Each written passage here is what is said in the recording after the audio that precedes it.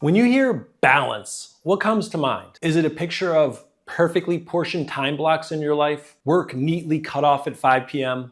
More bubble baths? For most people, the word balance has become almost aesthetic, like something we're supposed to perform rather than actually feel. But in my work as a double board certified psychiatrist, balance is not a lifestyle buzzword. It's mental health infrastructure, and it often holds the key to why someone is stuck and how they start getting unstuck. This is the third video in a 4-part series exploring what I call the 3 pillars of lasting mental health: purpose, connection, and balance.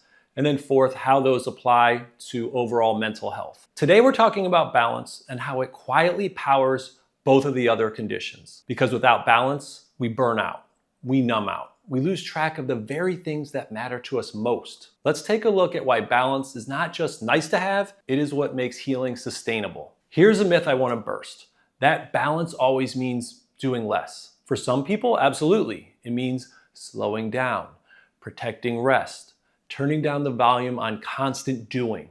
But for others, especially those navigating depression, executive dysfunction, or emotional apathy, balance might actually mean doing more. More structure, more scheduling, more behavioral activation, more small, intentional actions that rebuild momentum. It's not about picking a side. It's about calibrating specifically for your needs. In fact, research shows that intentional leisure activities, especially those with structure, like creative hobbies, group fitness, or planned downtime, are associated with lower stress and better self-rated health in people working in high-stakes fields like medicine, accounting, law. So whether balance means recharging or re-engaging, the common thread is intention. It's not what you do, it's why and how you do it. Movement that helps and movement that harms. Exercise is one of the most recommended tools in mental health treatment, and it's well earned. A recent 2024 review found that physical activity can improve mood, resilience, self-esteem, even social connection. But let's be honest, movement can also become a mask. If you're pushing through pain to hit a fitness goal, or punishing yourself with workouts to earn food or rest, that's not balance. That's anxiety wearing a wellness outfit. When the gym becomes a prison instead of a portal, it's time to recalibrate.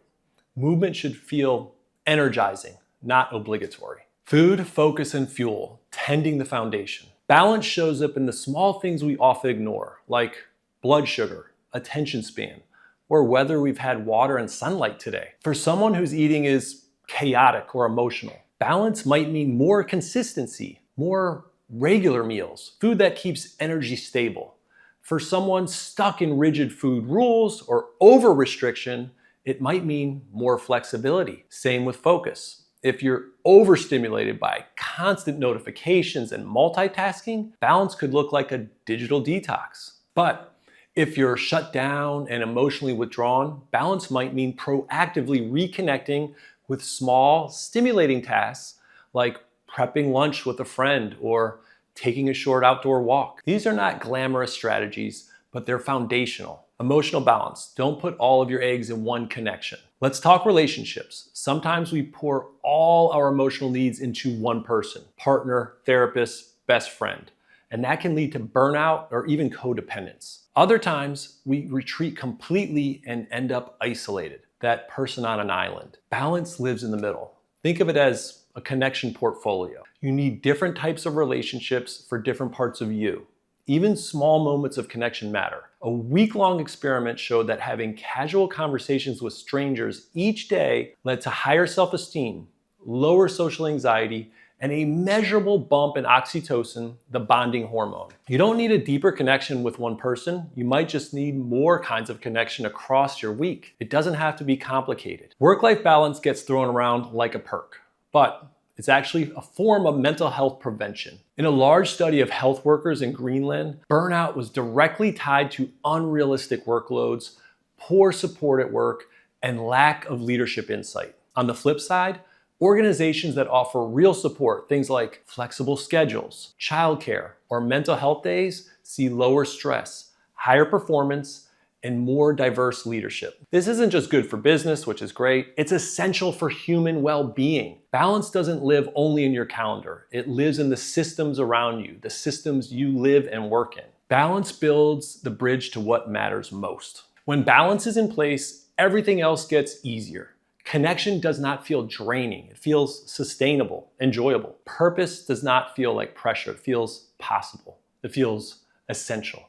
That's because balance is what holds the space for both. If purpose is your direction and connection is your fuel, balance is the road that gets you there without burning the engine. If this message hit home, don't stop here. This video is part of a 4-part series on purpose, connection, and balance, the 3 pillars I return to again and again with my patients.